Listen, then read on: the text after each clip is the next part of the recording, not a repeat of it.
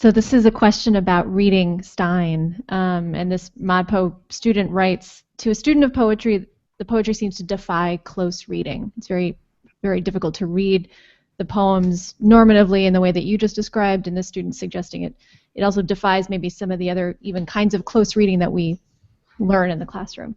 So the question here is that complexity purposely set up as a reaction to Victorian era poetry?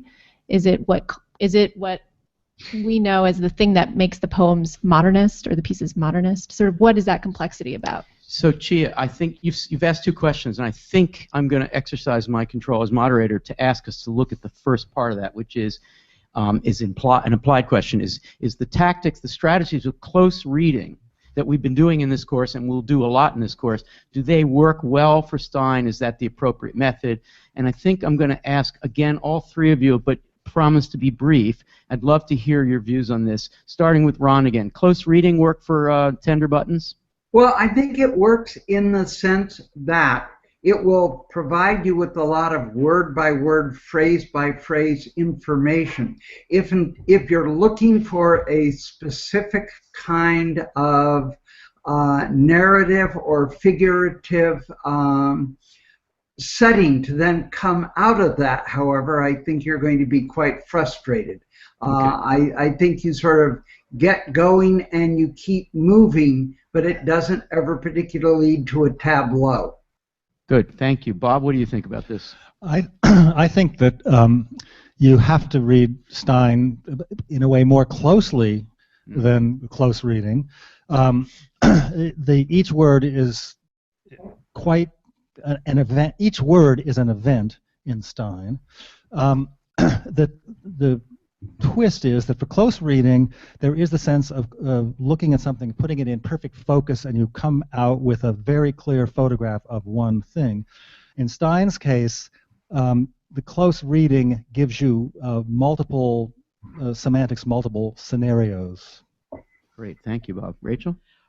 The thing about close reading that we're a little bit forgetting when we talk about it now is that close reading is also associated with new criticism, which is an extractive reading strategy that goes to themes and to folding things in to a kind of poise that is often paradoxical.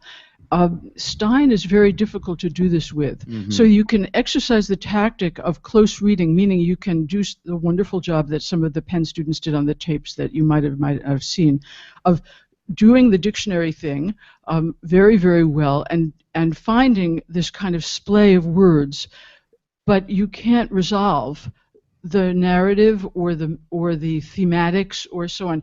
In many ways, Stein has subtexts, but she has no texts.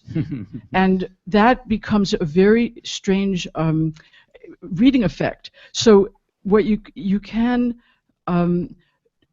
say that something hits the surfaces of the words and then generates material out of those dictionary definitions of the surface, but that the cubist strategy, which some people have talked about, notably Marjorie Perloff and others, where you see different sides of an object, is not really actually, it's a little bit more complicated than that, because what's happening to me is that when you get a word or a phrase, because Stein often works by small phrases, a spoon is, or a sudden, right, spoon something, and you segment the phrases. Yeah. But what happens is, instead of going in, like here's a surface of the object, and here's the bottom of the object, and here's the side, and so on, right, the cubist thing, right, you go out.